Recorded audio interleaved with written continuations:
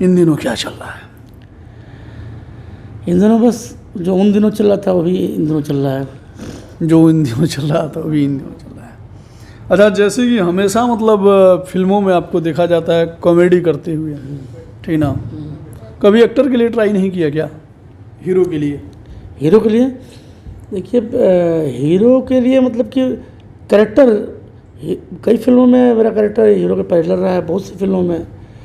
तो उसको हीरो कहना इम्पोर्टेंट नहीं है, आपका कैरेक्टर मुख्य होना चाहिए। अब बहुत सी फिल्म ऐसी हैं जिसमें एक बूढ़ा कैरेक्टर है, एक एजेड आदमी कैरेक्टर है, बच्चा भी कैरेक्टर है, इम्पोर्टेंट कैरेक्टर है। वो फिल्म की जो धारा है उस मुख्य धारा में बहना चाहिए। और हीरो के लिए मैंने कभी सोचा भी नहीं था, मतलब कि मुझे लगा था कि अच्छा एक्टर बनना है, अच्छा कैरेक्टर करना है और चैलेंजिंग रोल, मतलब जहाँ पे लगना चाहिए कि यार कुछ अलग होना चाहिए इसमें, ये करना है। हीरो से मैंने बहुत ज़्यादा कुछ उसमें ऐसा नहीं लगा कि मुझे हीरो बनना है, ऐसा कुछ मैं सोचा भी नहीं था। जो बनना था वो सोचा हूँ, कर रहा हूँ। और फिलहाल एज ए टाइटल कैरेक्टर को मैं, एक फिल्म मेरी आ रही है 3 दीवाने, टाइटल कैरेक्टर मेरा है, टाइटल रोल है। हम हैं, गौरव झा हैं और विशाल सिंह है।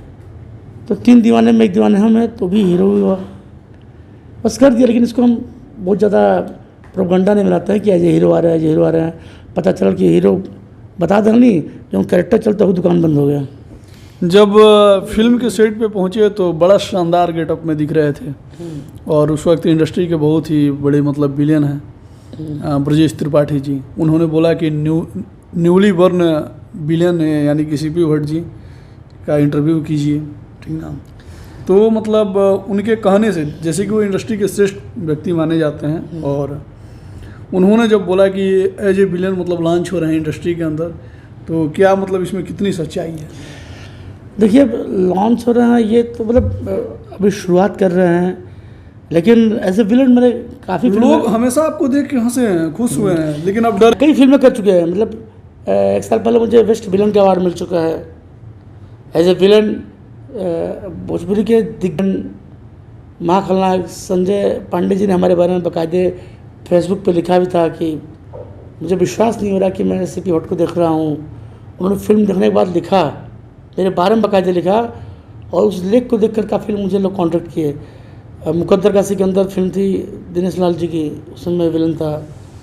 एक बायोपिक फिल्म थी और बहुत अच्छी फिल्म थी, और मेरे लिए वो कैरेक्टर बहुत चैलेंजिंग था, क्योंकि इंडस्ट्री के बहुत बड़े एक्टर उसको कर रहे थे। फिर मुझे रखा गया, तो मेरे ऊपर ये था कि यार कि पहली बात को अपने जो हमारा जोनर है उससे हट के कैरेक्टर है, और इसको कौन करने वाला था। तो दो चैलेंज था, लेकिन हमने पूरा एकदम दिलो जान से, पूरा एकदम शिद्दत से उस कैरेक्टर को निभाया, और सबने पसंद किया। उसके बाद लगातार एज ए विलन के लिए मेरे पास कैरेक्टर रह लगे। गौरव झा के साथ कई फिल्म एज ए विलन किया, प्रमोद प्रेमी के साथ किया, कॉमेडी विलन के रूप में खेसारी जी के साथ किया। उसके बाद बहुत सी फिल्में एज ए विलन लगातार मैंने किया। और वर्तमान में कौन सी फिल्म कर रहे हैं? इसमें हम कर रहे हैं भारत माता की जय। इसमें क्या कैरेक्टर है? इसमें एक कैरेक्टर है कि इसमें हम लोग 5 विलेन हैं, और सबका अपना अलग अलग व्यवसाय है। और जिसमें भोजपुरी के बहुत ग्रेट एक्टर हैं सुशील सिंह जी, जो पाकिस्तान के हैं, मसानी नाम से हम लोग जानते हैं, और अपने लोगों को यहाँ पे फैला कर रखे हैं। मतलब हम लोग एक तरीके से इंडिया में पाकिस्तान के एजेंट हैं। अच्छा, आप लोग इसमें एजेंट बन के काम कर रहे हैं? मतलब इंडियन ही हैं, भारतीय हम लोग हैं। एक होता नहीं है कि कोई पुलिस है वो करप्ट है, पाकिस्तान के किसी अधिकारी से मिला हुआ है, कोई नेता है वो करप्ट है, मिला हुआ है। तो हमारा भी व्यवसाय है, फल का व्यवसाय है, व्यापारी हैं। नारियल में सेव के बीच में हम बम का आदान प्रदान करते रहते हैं, और पाकिस्तान के इस बार यानी कि लोग आपको देख के हंसने वाले नहीं हैं, डर जाएंगे, भय पैदा करना चाहते हैं। हाँ, क्योंकि ये जब मैं विलन करता हूँ तो काफ़ी लोग इस बात के लिए उत्सुक रखते हैं कि, और काफ़ी लोग इंतज़ार करते हैं कि सीपी भट्ट झलक जाए। जब मैं विलन करता हूँ तभी ठान लेता हूँ कि मुझे सीपी भट्ट की खुशबू भी आने नहीं देंगे हम। सीपी भट्ट जो कॉमेडियन है उसकी खुशबू भी नहीं आने देंगे विलन में। अच्छा सीपी जी, मतलब कितना मुश्किल होता होगा मतलब कॉमेडी से एक बार विलन बनना? देखिए कॉमेडी कर लिए तो उसके बाद विलन करना तो बहुत ईजी होता है, सबसे टफ तो कॉमेडी होता है। हंसाने के बाद मतलब रुलाना बहुत आसान है। हंसाने के बाद रुलाना, और आदमी थोड़ा सा इनोसेंट हो जाएगा तो सामने लड़ देगा, लेकिन हंसाने के लिए बहुत सोचना पड़ता है। सबसे ज़्यादा टफ काम हंसाना है। उसे टफ तो सारा है, लेकिन मेरा जेस्टर मोस्टर जो है वो एज ए विलन का नहीं है।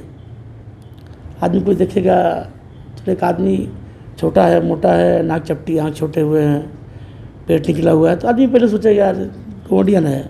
लेकिन एक धारणा लोग बना लिए हैं कि ऐसा हमारे कद का ठीक आदमी है तो कॉमेडी करेगा। तो और मुझे देख के लोगों को डर तो लगता नहीं है। विलन के लिए जो चीज़ चाहिए वो लंबाई चाहिए, वो आँखें बड़ी बड़ी, नुकीली नाक, ऐसा कुछ मेरे अंदर नहीं है।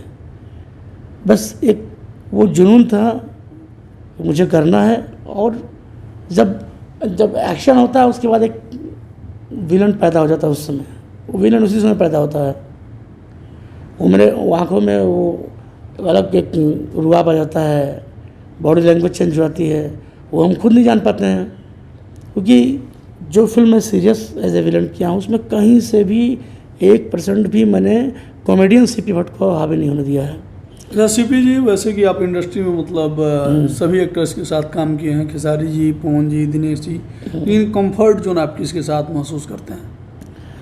मैं कंफर्ट जोन में सबके साथ, मतलब कि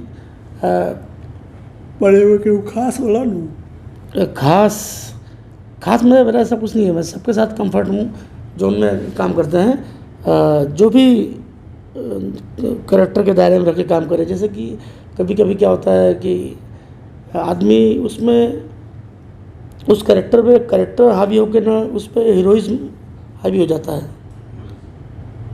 तो अधिकतर क्या होता है भोजपुरी फिल्मों में हर हीरो चाहता है कि हम उसको हाँ भैया क्यों क्या भाई, दोस्तों में कितने लोग को भैया कहा जाता है?